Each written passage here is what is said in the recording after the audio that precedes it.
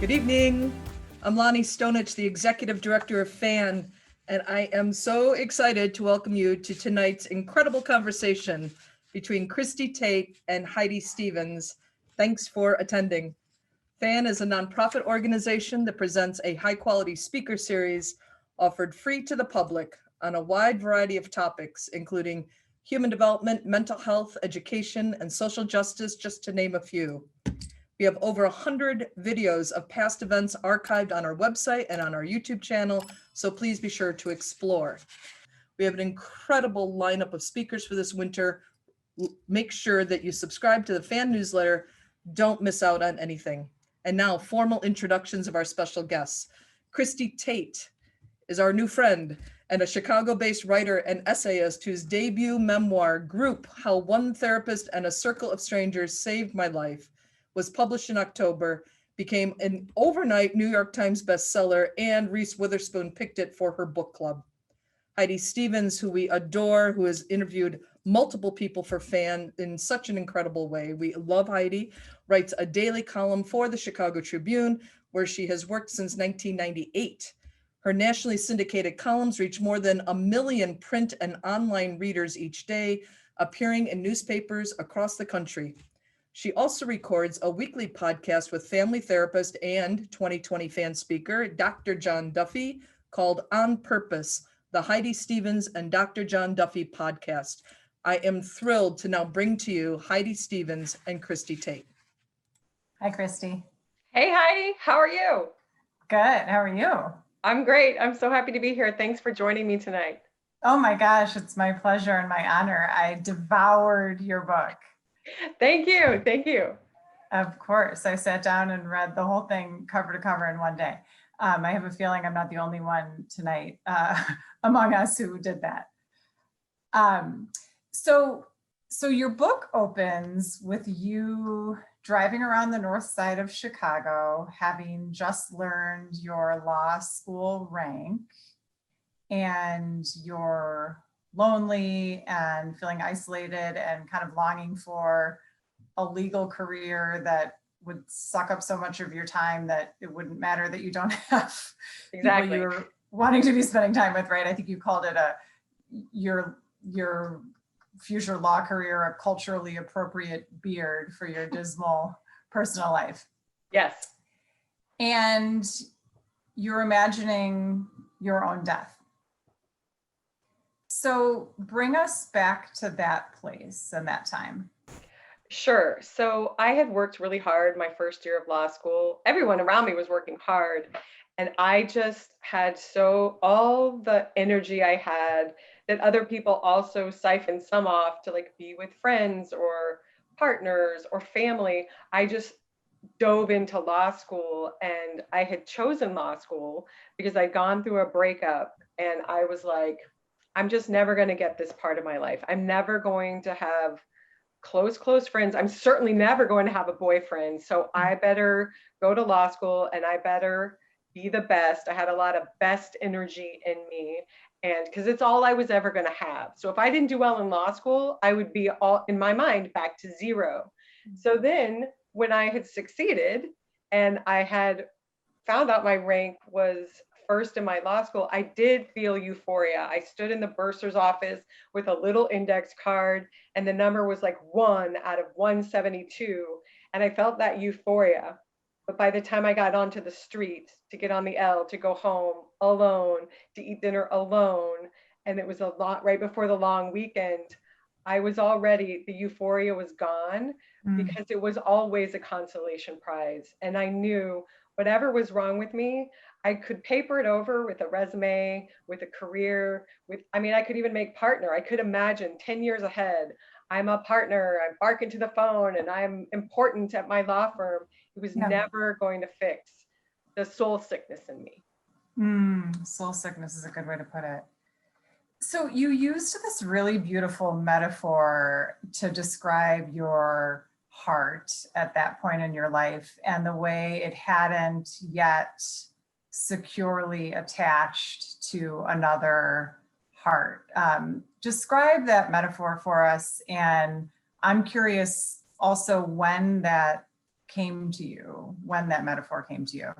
Sure. All my life. Well, the metaphor started when I was a freshman in high school down in Texas. I was in all-girl high school and we took a pottery unit. And I remember the day that the pottery teacher, so anybody out there who does pottery, in order, if you want to put a handle, a clay handle on a clay cup, in order to affix it so that when it goes in the kiln for the firing, you have to score, like put the little etches, cross hatches on both pieces, and then you put them together, and then when they fire they meld together. And my pieces, because I just didn't feel like, I didn't want to mar, that's what it was, I didn't want to mar my beautiful cup or my beautiful handle, so I just kind of smushed them on there. And of course when they came out of the fire they were broken and unattached. And when I got to be like a 20-year-old still struggling with relationships, and then a 22, 24, I always had that metaphor in my head. Oh, I'm the faulty score. I've just tried to smush myself with people. And I can't, when once like the fire of life bears down, as it always does, be it boredom or trauma or a fight about the radio, I just couldn't hold on. And in the writing, that metaphor, I didn't put it in the writing until I drafted for 5 years. It was towards the end of year 3 when I thought maybe that's something that would help elevate the story so that people would really understand what this felt like on the inside to be me.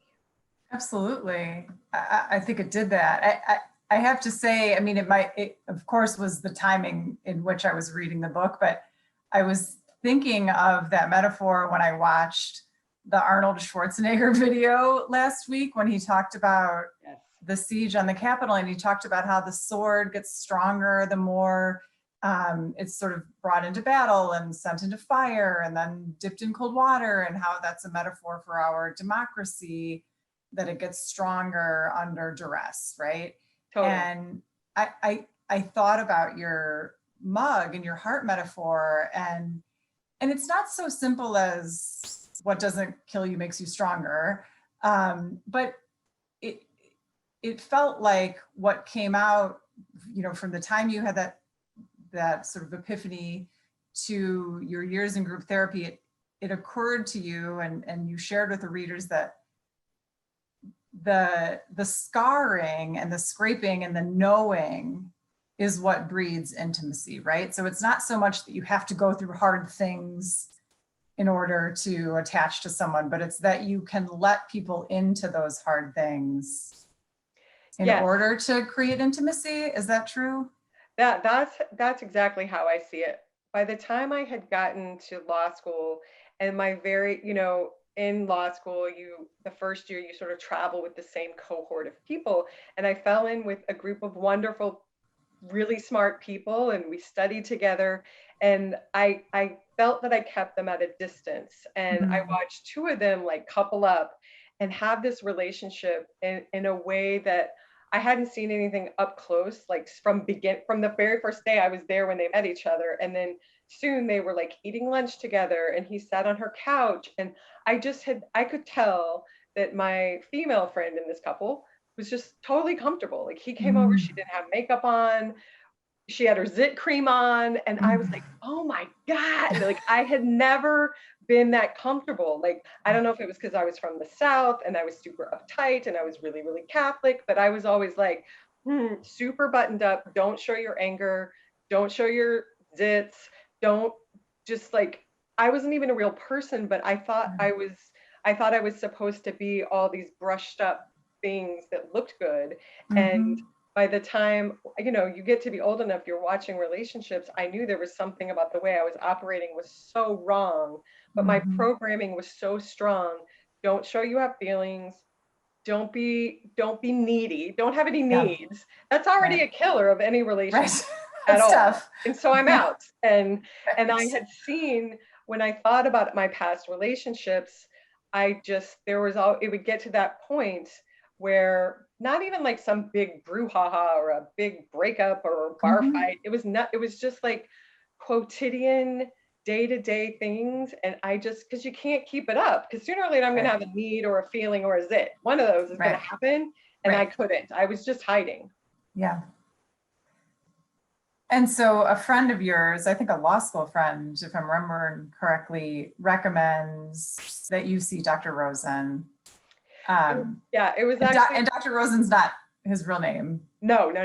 Okay. Everybody's name has been changed, yes. Okay. And people want to know, can you tell us who Dr. Rosen really was, or are you not comfortable revealing his real identity? I'm not, poor guy. I'm not, he supports. He's going to have 294 new patients if you reveal his name right now. I have let him have his own identity. Okay. So he's not really Dr. Rosen. You're not going to tell us who he really is. All the names have been changed. Yes.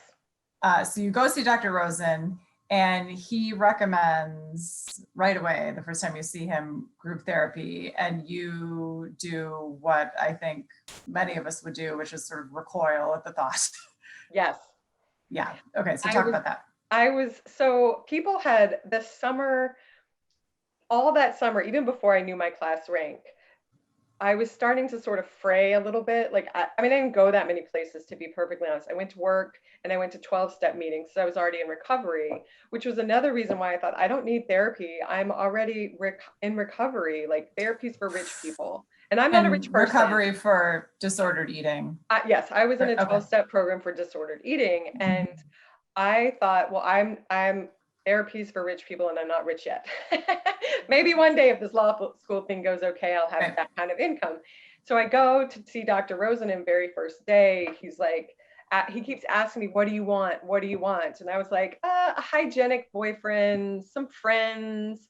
And he kept saying, and what else? And what else? And I was like, that's kind of it, dude. And he said, well, we can get you where you want to go. And he's so cocky. And I was like, okay, what do I do? And he said, there's two things you need to do. One is join a group, one of my psychotherapy groups. And the other is disclose to the group everything about your relationships, like bring it all to group, was essentially. And I thought, oh, I mean, I'm desperate and I'm driving around wanting to die down Clybourne, but a group, like, it just seemed, it felt really real when he said that. I kind of like intrigued. He was super cocky and he seemed like he could help me. But the minute he said group, I was like, what's the workarounds? Like, I know I can't afford you one-on-one, but like, I kind of wanted to wheel and deal because it was very terrifying. I'd never heard of that. And the person who recommended that I see Dr. Rosen, she was actually from a 12-step program, and she told me she was in a group. So I had no business being surprised, but still I was like, I'm special. We're just going to do a one-on-one thing, right? Right. Do you know my law school rank? Yeah, I'm super smart, you know? And so I had to really, looking back now, because now I've done this for 20 years, I still go, I do still remember being that young woman thinking, I don't know if I can do this. Like, I had no idea what it was about to happen. Right. But I was desperate enough to say yes. Yeah. And I have to believe you write about some of the things your mom said when you were a kid, and whether they were influenced by her faith or just her era. I think a lot of us can relate to a mother or an authority figure telling us basically, like, have some secrets. Don't tell everybody all of your business, right? So you had that going on. You had what I have to believe law school and sort of the strategy of the law and practicing law is a fairly different approach to life than therapy, right? Yeah. So certainly group therapy. So it had to also feel like, is it almost wrong-headed? Not only scary, but actually wrong-headed to go this direction.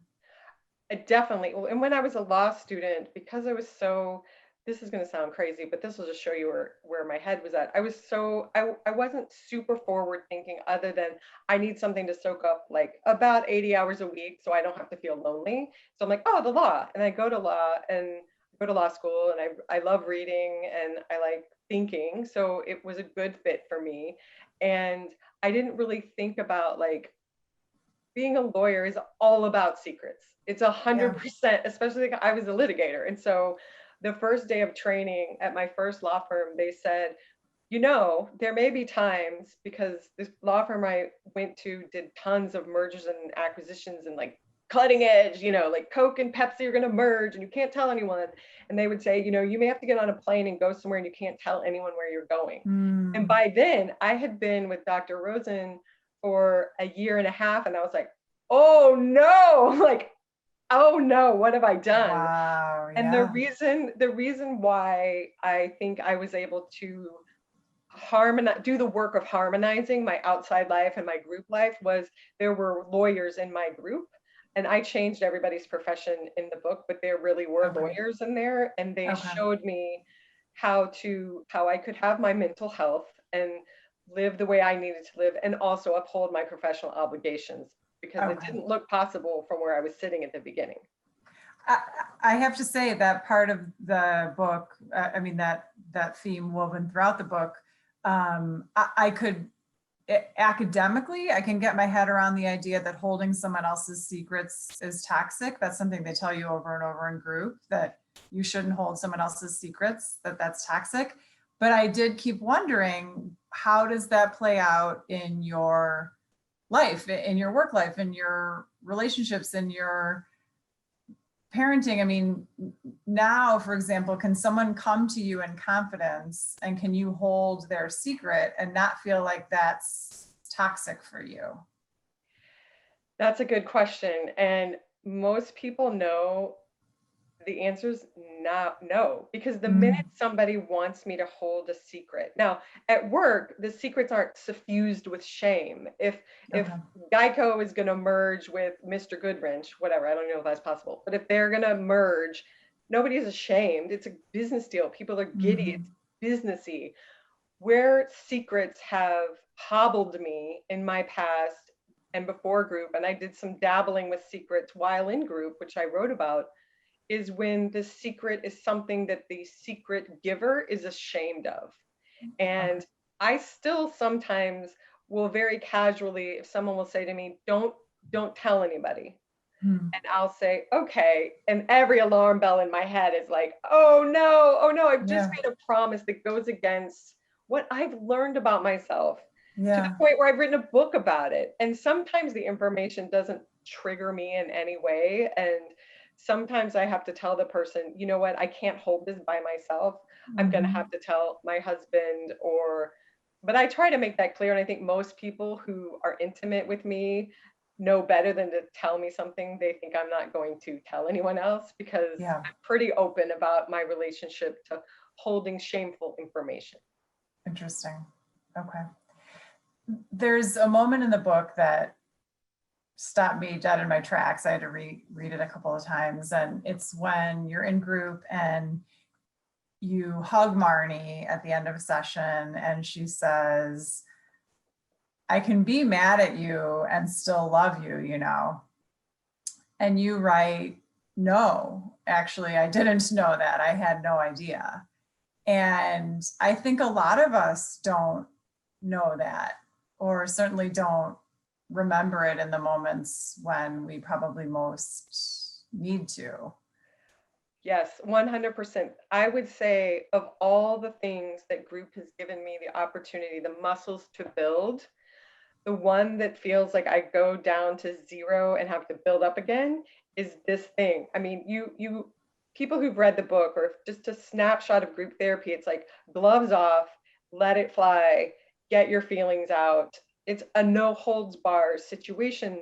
It can be very brutal if it's coming at me and I'm sensitive about something and people are up in my business, like volumes get raised and people get mad, and they get mad at me. And I think to myself, oh my God, our relationship is over. I'm telling you that this past Monday morning, 2021, there was a heated discussion over group Zoom and somebody got mad and they logged off early. And I was like, is it my fault? First of all, that's already off base, because I don't know if this person was mad, although I'm pretty sure. If it had anything to do with me. And I had to write a Post-it note on my desk. It's right here. And it says, note to self, if somebody's mad at you, it doesn't mean they don't love you. It also doesn't mean I did anything wrong. Those are lessons that are like perennial for me. I have to keep revisiting that. It's hard. It sounds tremendously hard and also very important. And I'm curious how it colors your marriage and your parenting, and honestly, the way you interact with coworkers too. I mean, it seems to me like it would be very liberating. And just the knowledge that you can disagree, you can even be really, really mad, or you can screw up and have someone be really, really mad at you, and that doesn't cancel love. Right. That's so radical. It is liberating. That's the gift of intimacy that I didn't have until I was almost 30 years old, which is the idea that someone can be mad at me and they're not going anywhere. And the fact that they share it with me, looking at me and they say, I feel angry. I feel angry about this thing that you did or said or didn't do. And that's an offering of intimacy. That says, I'm here. This is who I am. And if the other person gets to be angry and gets to own it and speak it, then so do I. And how that plays out in my marriage is it's the relationship that I always wanted, right? Where nobody slams doors, people get mad. My husband and I get mad at each other. We have heated conversations and he'll say, I'm so mad at you. And I'll just say, okay. And I just let the feeling of that like wash over me. Like, this is real. This is what I wanted. I said I wanted to be real. I wanted to have a scored heart attached to another scored heart. It's not always like eating sushi and playing footsie. Like, of course, not at all. And this was what I'd run from all those years. And because I have group, a place to go where I really explored my anger, all of its contours, filling the screen, filling the room, I know it has limits. It's not going to go on forever. And I don't have to give full vitriol necessarily to my husband. I can take some of that to group and just be like, what else is this? Because oftentimes when I'm mad at my husband, it's because I feel trapped or I feel impotent in some way. And that's not about present day. That's about some old hurt or old sense of being a hostage. So I have lots of tools now. And in terms of parenting, because I've met and embraced my own rage and then my husband's, my kids are allowed to be mad. I grew up thinking no one in my house was really allowed to be mad except for the parents, maybe.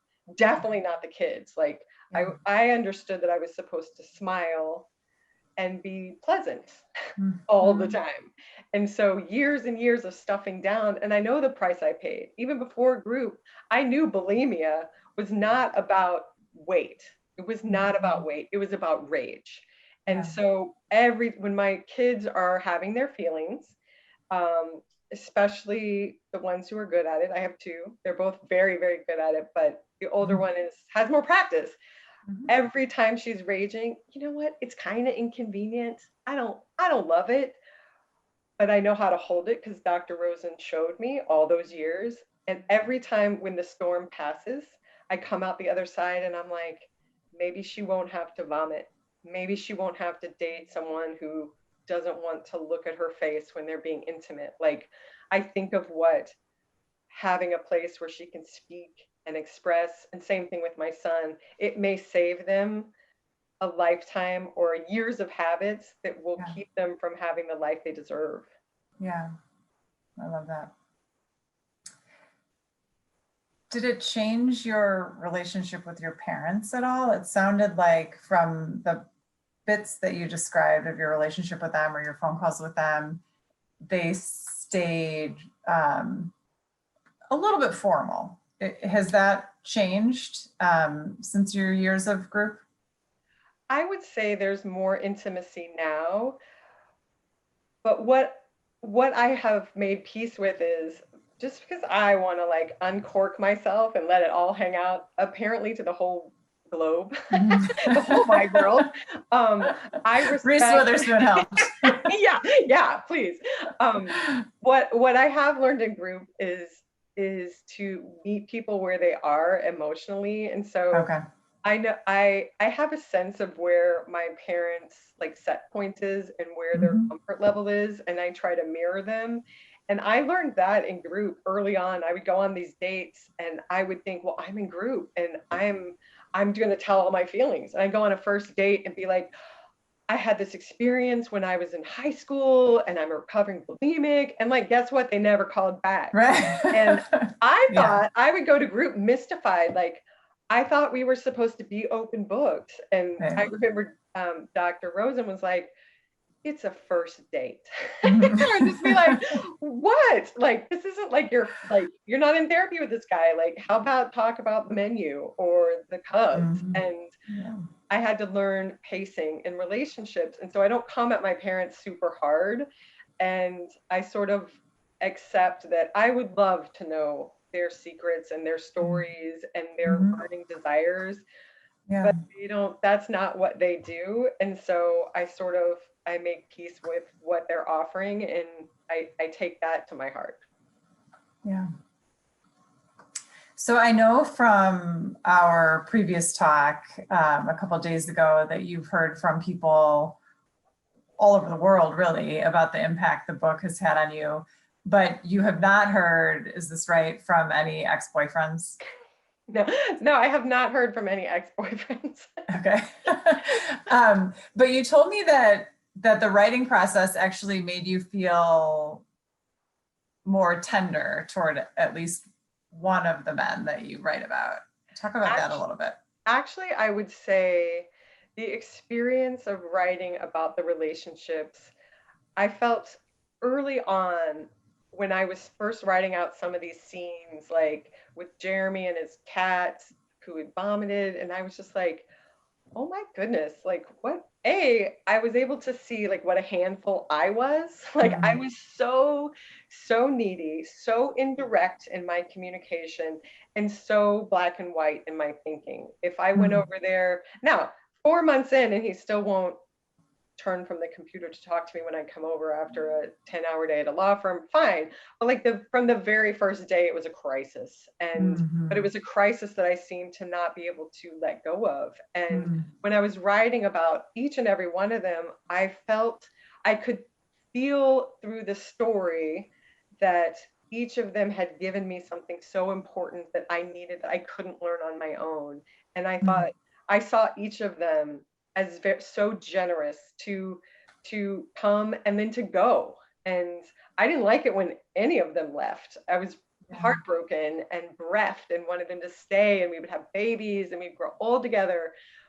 But they did me the biggest service by leaving, and I could see what I learned from all of them. And I felt like it was like I felt gratitude for what they'd done for my life to move me forward. And don't you feel like when you give yourself grace, it's easier to give other people grace? Oh my God, yes. I think that I mean, I could not have written this story, obviously. I couldn't even start writing until I was stabilized in my personal life. And it took a while. I wasn't a person who could have done this at 20 or even really in my younger 30s. Yeah. And what I realized is I have so much compassion. It was writing about the situation that I'd gone to Hawaii when right before high school started. While we were there on vacation, the family that I was with, the father drowned on the beach, and that was so traumatic for everyone involved, including me. And when I was writing those pages, that's when I could really, really feel the grace. And forgiveness isn't the right word because that's not quite the right word, but grace is probably close. The mercy, I could feel the mercy. Like this poor girl, like no wonder she had problems like attaching to people. Like, Right. and I felt like the process of writing, if nothing else, it brought me closer to that girl on the beach who I had always sort of hidden away. And like, I didn't want her to pester me. I didn't want her sadness and her grief to pester me because I had things to do. I was going to go be a lawyer. And I just felt so integrated after I was able to put these stories together and appreciate and honor what had happened to me and my body. Yeah. Do you recognize the version of yourself in the book do you feel like she's still inside of you, or do you read it now, or as you're writing it, do you think, I can't believe that was me? Or do you feel No. very much like, yes, that's me, still me? I totally, this is so vivid. I have a dream every 6 months, approximately. I have a dream that I'm dating John, who I eventually marry, and Mhm. breaks up with me. And I'm Mhm. I'm like in his apartment that he had way back when, and I'm like, oh my God, no, we were supposed to get married. This was supposed to be the thing that I got it, right? Like all that therapy was Yeah. for something. And he's just like, I am not feeling you at all.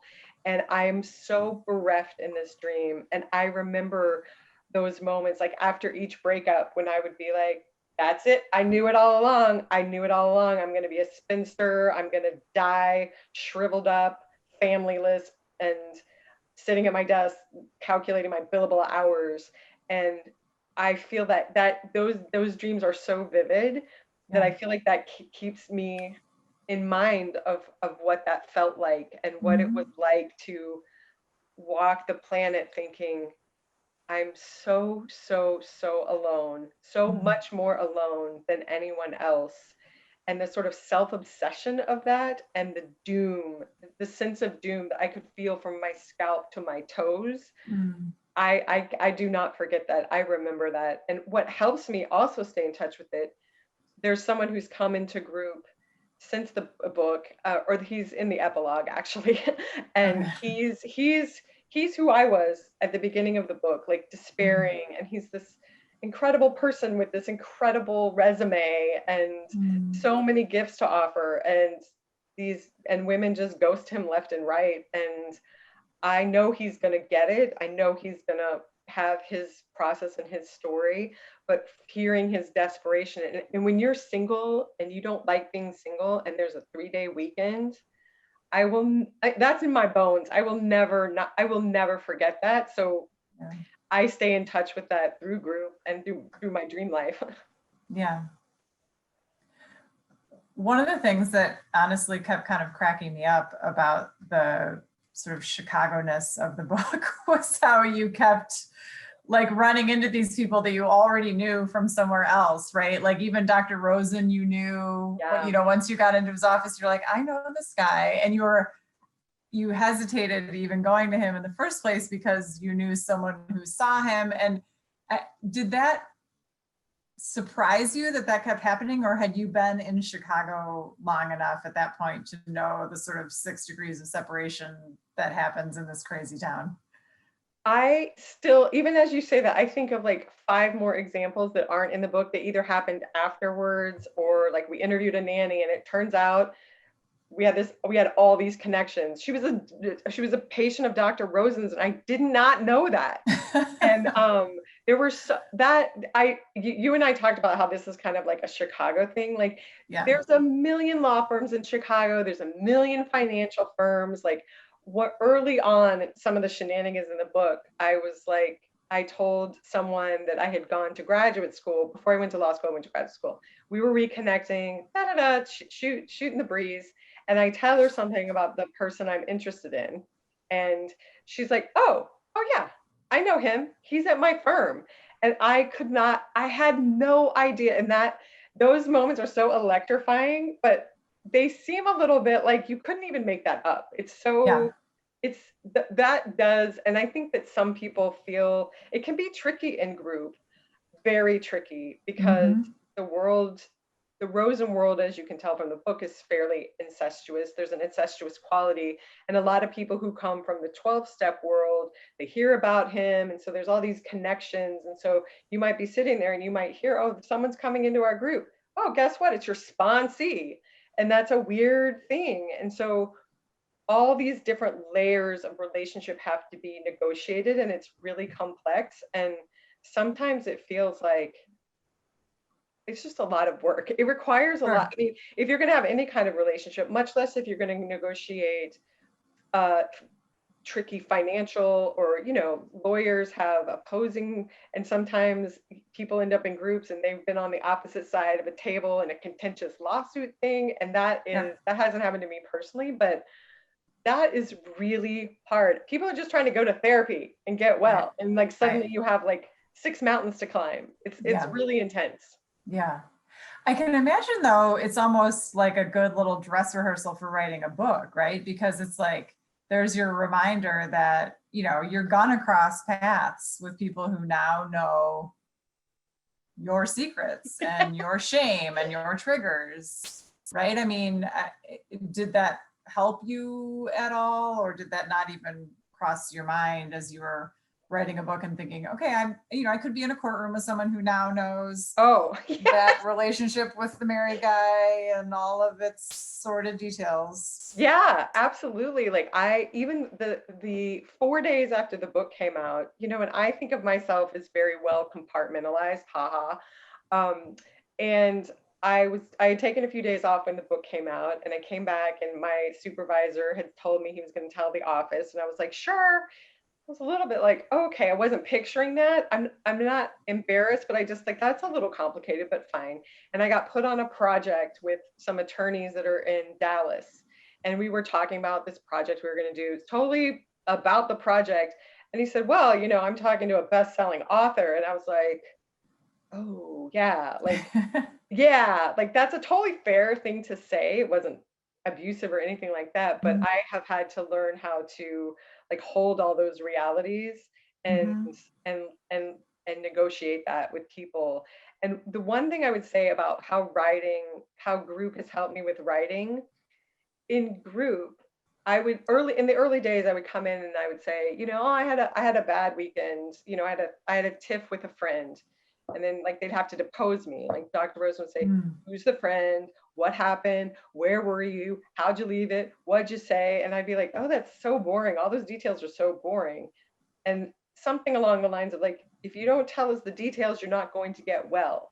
Like these Mhm. vague stories about friendship problems aren't going Right. to.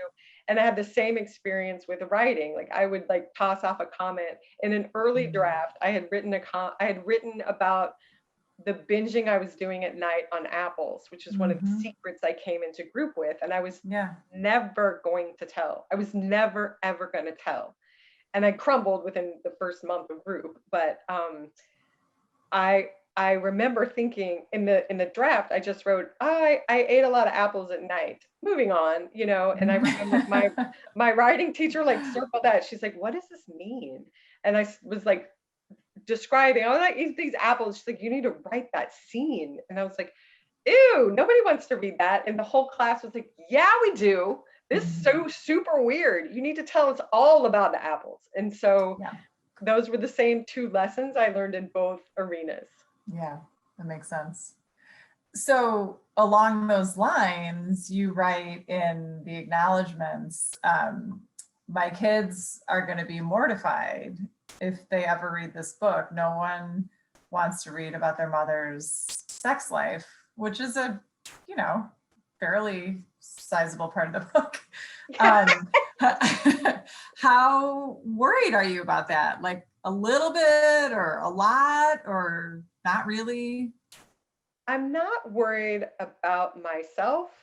I'm worried. I just want them to be held and I want them to have the right support and I would say the right support, and that they come to it when and if they want and choose to come to it, that Mhm. they have what they need to get something out of it. Like my fear would be that they would read it and beyond just the ew, my mom did what?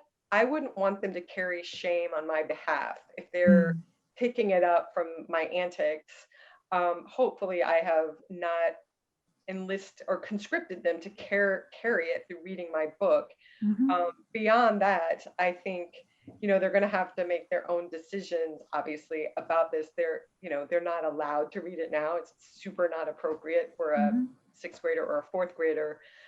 So what I worry about is I feel like I want them to know me, and I don't mean I'm going to ever tell them these stories. Just sit down. Let's talk about Yeah. Jeremy. I want them to know me, and I want them to.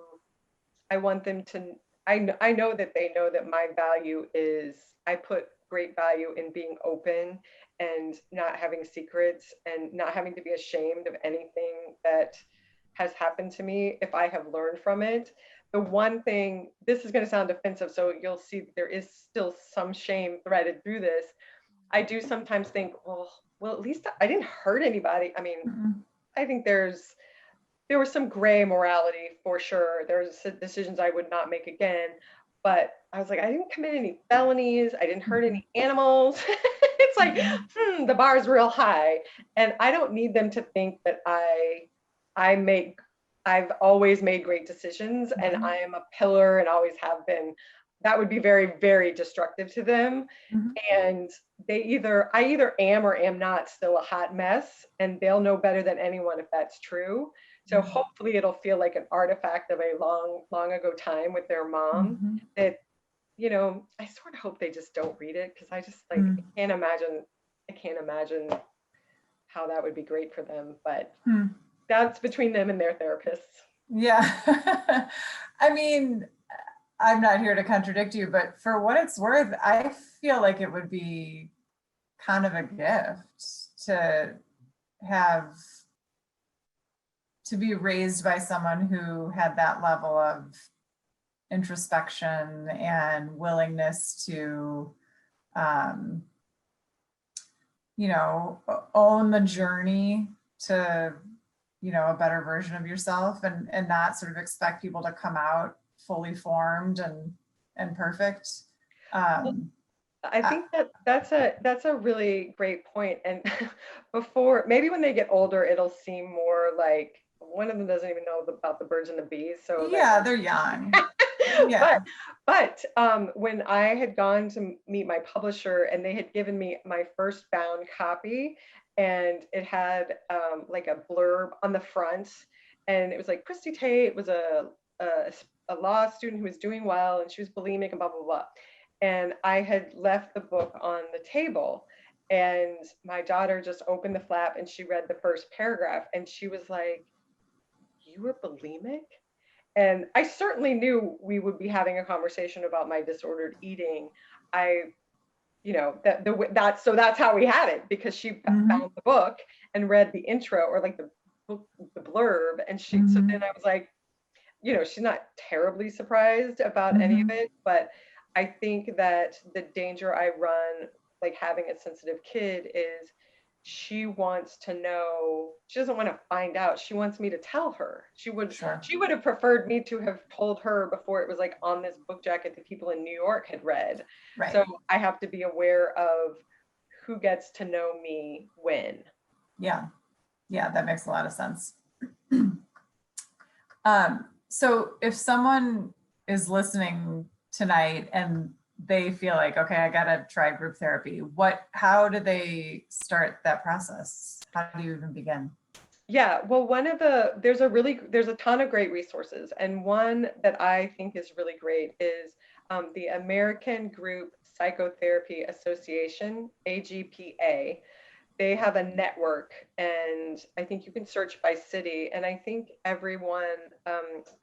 a doctor friend of mine told me that everybody on through AGPA, all the therapists are certified group therapists. Okay. And so that's where I would start, because it's a formal body that sort of collects people who do this. And I did an event that was coordinated through Reese Witherspoon, and there's a doctor, she's a psychiatrist in out of Stanford. Her name is Nina Vassen, and she started a network, or all kinds of different groups, and you can do them telehealth because of the Mhm. pandemic. Like Sure. this is a health crisis. We were having a loneliness, mental health crisis before the pandemic. Yeah. Pandemic isn't helping. And so Yeah. there's lots of ways. I mean, like literally, if you Google like group therapy, Nina Vasan, Vasan, or go to AGPA, or you start Okay. talking to people, you're gonna find, like, I really believe that you'll be led to the therapist you're supposed to be working with. Okay. And is it fairly common that they take insurance? I just have to ask for, I know that's in people's minds. Yeah, Can I yeah. Well, afford it? Right. sure. So how Yeah. I ever got to group therapy was I couldn't afford individual, Yeah. and one of the main benefit in my mind, I mean, the only benefit in my mind when I was starting was it was 1/3 the cost of Yeah. individual therapy. And um, I think it varies. The insurance question varies, and Okay. I know some do and some don't, but Okay. I think that just depends on the doctor. Yeah. Okay. That makes sense. I think we're winding down because I know we want to leave some time for audience questions, but I do want to ask the Reese Witherspoon question. So, you're just sort of going through life as a lawyer and having written a book, and suddenly what, Reese Witherspoon's people call your people? Yeah, it was, yes. And I never, as I told you, Heidi, I never ever dreamed. I was like, Reese Witherspoon is not going to pick this book. I didn't even like entertain it because I'm like, my book is full of like terrible sex. When I should have known better. This is not what Reese Witherspoon. She's got Glennon Doyle. You know what I mean? And so so one day I got a call and they were like, my editor and my agent, and they said, well, Reese Witherspoon has picked your book. And it was like, I I almost had a heart attack. Like I think I think there was some atrial function compromise, and I didn't want to. And then this was the crazy thing. My editor was like, "You can't tell anyone," and I was like, Oh God, no! Secrets are toxic. Didn't you "I read the know." book? She's like, "I know this is going to be really hard for you." She's like, "You can tell your husband." I said, "Okay, okay." I said, "Well, I'm going to tell Dr. Rosen offline because he does have to hold. He has to. He can't betray my confidences." Okay. And when I called him that night, I was like, I called his cell phone, which I never do, and I said, "Hey, first, do you know who Reese Witherspoon is?" He's like, "If you don't know who she is, we're done here." And he's like, Right. "Yeah." He's like, "Yes." I was like, "Okay." Well, and I tell him, and I was like, "I can't tell the group until October." And I was like, "I know that's bad. What do you think?" And he was like, "Look, you're going to tell them. You're presumably not feeling shame about this." I was like, "No, I'm feeling lots of things. I'm not feeling shame." He's like, "You can tell the group that you'll tell them some information when the book comes out." And so he's sort of like, I mean, that's a total loophole, but I wasn't feeling like I have to tell them. It wasn't like I was holding shame. I was like, "You guys are going to die when this happens." Yeah. And so it was an amazing shock and such a thrill. And I had gone on a bike ride. I was like going to do a workout in a park, and I just like kept, I was like veering off the road because I'd be like, ah, ah, ah! Like I couldn't believe it. It was such a thrill. I'm really lucky. Yeah. Oh my gosh. Yeah. For book sales and for just validation that it's a story that, someone who's immersed in books wants out in the world. And Yes. yeah, congratulations on that. Thank you. I see Lonnie. Yeah, Heidi and Christy, great conversation. Just really fabulous to dig in. Heidi, you're always such a careful listener. I always appreciate that about your interview style. Thank you so much. Let's jump into a couple questions that we have. I'm going to start with a question from Sharon, which says, are groups like living organisms with a finite lifespan? In other words, they are born, live, and expire. Are they meant to live indefinitely? Is there generally implicit consensus around this? Ooh, Sharon, that is a very, very good question. And I mean, when the way that you phrase it, I'm like, yeah, of course. Like a group is a body like a person, and it no doubt has a life cycle. And the way that I see it, I've been in the group that I've been in, whatever, since 2005 is the one that I'm in, that I'm still in. And people have come and gone, and each time somebody leaves or joins, it's a new group. And that to me keeps it fresh. And I have said all along, I believe I can leave whenever I want. And I'm attached and I like the support. So I'm still there. But somewhere in the back of my mind, especially from being on tour, everyone's like, when are you leaving? I'm like, I've thought about it so much more because people ask me all the time. And it makes me think, not that I need an exit strategy, but one of the things I've thought is, if I can't imagine the end, if I can't picture a celebratory conclusion, am I really free to go? So I don't have an answer, but it's a good question. Okay, we have a question. What have you noticed in group therapy now that meetings have gone virtual, and what have you noticed about the world of mental health more generally with a lack of human connection, meaning I assume face-to-face connection is what they mean. Have a drink. Sharon really got me with that previous one. Excuse me. There's a way of doing that. Yeah. I would say that You okay? yeah, I totally lost my voice. Sorry. I think that people are so, well, I can speak for myself and the people that I see in group. We see each other over Zoom and we're so isolated. We're just really isolated. And I notice for myself, I usually listen to podcasts, and I was listening to this podcast I love. And this guy was talking about his pod, and it sounds like there's like 10 people in his pod. And I've got 4. My family is my pod. I don't have a pod actually. And I felt myself like furious, like, you have all those friends, you have all those you're barbecuing, like, also they live in LA. And I'm just like, I wouldn't be so enraged if I weren't so bereft of company and people and seeing things. So I think this is really hard. And when I did that event with Nina Vassen, she said to the whole audience, we are all experiencing trauma right now. This is a trauma. And that really helped me contextualize for myself. Like, I don't have to say, well, I'm lucky I have my job. I'm lucky like, there's all that toxic positivity that goes on. I'm living through a trauma just like everybody else. And I'm grateful to have my group, but we can't do the same work over Zoom that we do in person. It's just not the same. We can't look in each other's eyes. We can't scream at each other at the same time because you can't do that on Zoom. So I feel like I'm doing a good maintenance. What I call, the analogy I come up with is the difference between going on a run on the lake versus being in a hotel and running on a treadmill in a basement, in a room that's like really a suite. They've called it like the fitness center.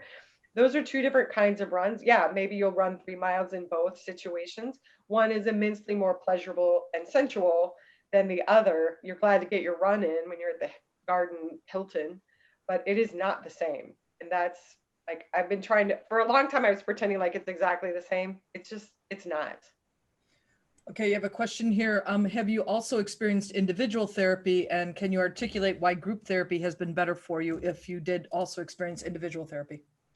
I did do a little bit of individual therapy, and I did some like a little bit when I was seeing Dr. Rosen. For me personally, I was so bored in individual, and I felt so on the spot. I felt like I had to keep the conversation going. I had to describe all the things, and there was that I missed. For me personally, and group is not for everybody. It absolutely isn't. It's certainly not a prescriptive book, but what I like about group is the dynamism and the things, like, I don't have to describe it. You guys have all seen me be really, really dysfunctional when there's a woman who gets more attention than me. You want to see me go crazy? I don't have to describe it. You've all seen it. So I like the show, no, don't tell aspect of group. But I know people who love and have flourished with their individuals. I think I'm just too boring on my own. I need to rough it up with other people. Okay, I want to give a quick reminder. We're going to start after hours. We give the Heidi and Christie a little bio break in between. You'll be admitted from the waiting room at the Zoom link for after hours at about 8:05. You can purchase a copy of Christie's book from our bookseller, The Bookstall, to get a link. I did have one person email the website saying that the link for the registration was missing out of the receipt from the bookstall. If that happens to you, just send me an email to info@familyactionnetwork.net and I'll fix it for you. I'll want you to forward me your bookstall receipt in case there is some glitch there. One more question. Let's see. Somebody asked, can Christie tell us more about how she ended up in a 12-step program for disordered eating? Sure. And also, I'm sorry, wait. And she says, this was also a group meeting, if I'm not mistaken. And then I don't think she meant this pun. Did this make the group with Dr. Rosen more palatable? I'm sure she didn't mean that. Yes, I think that's absolutely, it feels like that being in a 12-step program laid the groundwork for watching people experience miracles in group and stories. Like, if you get well in 12-step program from my perspective, because people tell their stories and then you can step into a new version of your own story. And I had been bulimic. I'd started overeating, I mean, age 5. Bulimic started in high school. I got to college and it was really bad. It was getting really bad. Stealing food, the whole thing. And one day I was talking to a friend of mine from high school, and she was in AA because she'd had an alcohol problem in high school. And she's like, "Why didn't you go to a 12-step program for eating?" And I was like, what is that? I didn't know there was one. And she like carried the message to me. And so the next day I went to a meeting. That night I binged, of course. I had like peanut butter in my hair and cookie dough in my pants. It was terrible. But that's proof I belonged. And so I went to a meeting in my little college town in Texas. And oh my God, listen to this, Heidi. I go to the meeting, and this is like, I'm in a sorority. I'm at this big Texas state school. I walk into the meeting of my very first 12-step meeting. There sits a woman who graduated 2 years ahead of me, was valedictorian of my high school. And I'm like, and I knew her brother and I had been on a spelling bee together. And I was like, hey. So anyway, I guess that happens in the world of recovery. Maybe it's not a Chicago thing, yeah. Yeah. So I do think that sitting in circles and talking and being with people who are mindful about a purpose and what can happen in a group, I think that absolutely makes me, I'm a group person, and that's my jam. Heidi, I don't know if you asked this question. I had to step away from my computer for a couple minutes right at the start of the interview. So if you did already answer, just say asked and answered. There were a couple of questions, a couple people submitted in advance. They want to know Dr. Rosen's real name. And I know I've seen other videos of you, Christie, where you don't say, no, that's not his real name. And no, I'm not going to tell you his real name. I'm going to assume, but I don't know if Heidi covered that. So for the audience, if you did not cover it, I guess I just answered it, but go. Yes, Heidi got to that. And Oh, she did. Okay, good. Thank you. That's a trade secret. That's like the Coke formula. Sorry, I had to go and manage something on the production end. So sorry if I missed it. Because a couple people asked, want to make sure I got to it. Okay, so we're at 7:59. Let's get one more in there. How about a global question here, which is how do we destigmatize therapy and counseling? I think we got to start talking about it. My vision, and I didn't have this vision till I wrote the book and realized, like, I gotten letters from so many people like, I can't talk about this with anyone. I was like, talk about my book. I think we have to talk about mental health the way we talk about dental health. Like, I'm not embarrassed to tell you, I go to the dentist. I don't go as frequently as group therapy, but I think we have to treat our mental health like going to the gym. Like, it's a priority. We take care of it. We cannot take care of it if we cannot talk about it. I think I'm doing my part. Cheers to that. All right, so we're at 8 o'clock. It's been a fabulous conversation. Great service to the community. Heidi, once again, thank you so much for your incredible work. We love you. We're a big fan of you. And Christie, you're now in the club. We're happy to have you in our group.